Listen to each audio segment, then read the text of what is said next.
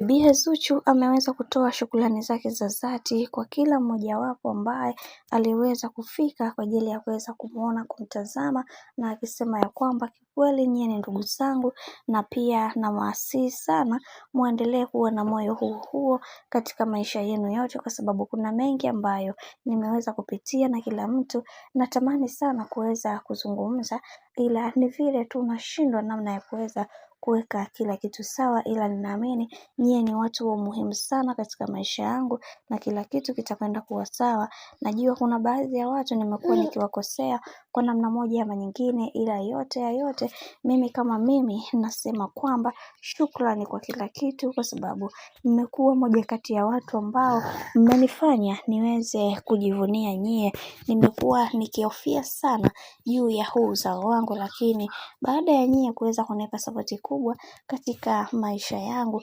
nimejiona ni mtu ambaye sijakosea kabisa kuwa na watu kama nyie. Lakini tumeweza kuona baadhi ya watu wengi waliweza kufunguka vitu vingi na kusema ya kwamba ama hakika Zuchu bana anapendwa sana na bwana mkubwa Diamond Platnumz. Licha ya yote kuweza kutokea, lakini tayari kila kitu kimeweza kwenda kuwa sawa, hivyo tuendelee kuwaombea